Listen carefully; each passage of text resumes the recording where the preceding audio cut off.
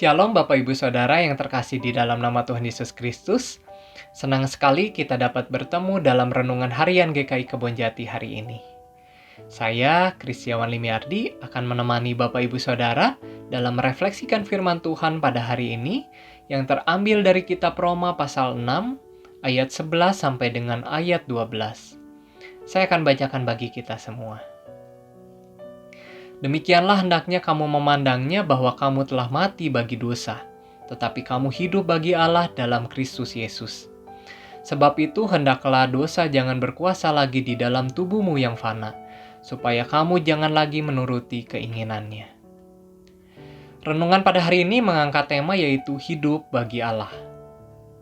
Bapak Ibu Saudara yang terkasih, dari perikop bacaan kita pada hari ini, Rasul Paulus melalui suratnya kepada jemaat di Roma ingin menegaskan bahwa kita sebagai orang percaya adalah orang-orang yang telah dimerdekakan dari dosa.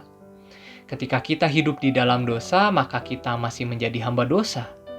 Tetapi Allah telah membebaskan kita dari dosa oleh kasih karunia-Nya dalam Kristus Yesus.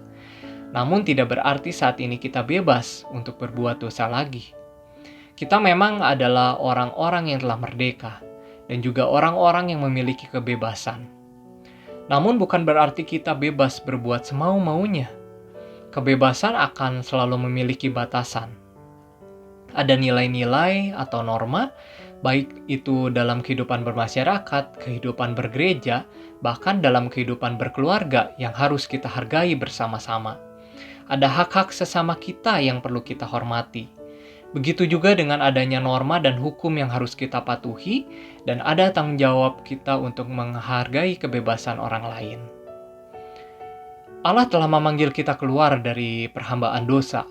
Itu berarti bukan kita bisa hidup semau kita, hidup tanpa aturan, atau hidup dengan tidak menghargai orang lain. Melainkan kita diminta untuk hidup dengan bertanggung jawab, hidup kudus dan hidup untuk memuliakan nama Allah. Bapak Ibu Saudara yang terkasih, sama halnya dengan kehidupan kita sehari-hari. Banyak hal yang dapat kita lakukan dalam keseharian kita. Namun yang menjadi pertanyaan sekaligus perenungan bagi kita semua, apakah hal-hal yang kita lakukan dalam keseharian kita sudah mencerminkan kehidupan yang terbebas dari dosa? Atau apakah kita sudah menjadi orang-orang yang sungguh-sungguh percaya kepada Kristus dan hidup di bawah kasih karunia Allah? Sebagai orang yang sungguh-sungguh percaya kepada Kristus, maka kita tidak akan merasa nyaman ketika berbuat dosa di dalam kehidupan sehari-hari. Dibebaskan dari dosa oleh Allah berarti kita menjadi hamba Allah dan hamba kebenaran di dalam kehidupan kita. Dibebaskan dari dosa menjadikan kita memiliki tanggung jawab untuk melakukan kebenaran, untuk setia kepada Allah, dan hidup dalam kekudusan. Sebab orang percaya tidak lagi berada di bawah kuasa dosa, melainkan akan hidup di bawah kasih karunia Allah. Bapak Ibu Saudara, hendaknya kita meyakini bahwa kita telah mati bagi dosa. Kita harus terus hidup bagi Allah dan hendaknya dosa jangan berkuasa lagi di dalam kehidupan kita. Jangan lagi kita menuruti keinginan daging yang hanya membuat kita terus terseret dan terjebak di dalam dosa. Mati bagi dosa itu berarti kita menyalibkan seluruh keinginan daging kita. Dan Kristus telah menanggung dosa kita semua melalui kematiannya di Golgota. Dibebaskan dari dosa oleh Allah berarti kita menjadi hamba Allah dan hamba kebenaran di dalam kehidupan kita. Bukan berarti kita hidup bebas tanpa batas, melainkan memiliki tanggung jawab yang besar sebagai hamba Allah. Bapak Ibu Saudara yang terkasih, perjuangan untuk memilih hidup bagi Allah atau hidup dalam dosa akan menjadi pergumulan seumur hidup bagi setiap orang percaya.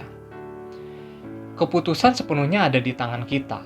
Apakah kita akan memilih hidup bagi Allah atau tetap hidup di dalam dosa? Kini saatnya waktu yang tepat bagi kita untuk mengarahkan fokus hidup kita ke arah yang tepat, yaitu hidup bagi Allah di dalam Kristus Yesus. Hidup kita ini adalah milik Allah. Maka lakukan segala sesuatu yang ada di dalam kehidupan kita hanya untuk kemuliaan bagi nama Allah. Tuhan Yesus memberkati kita semua. Amin.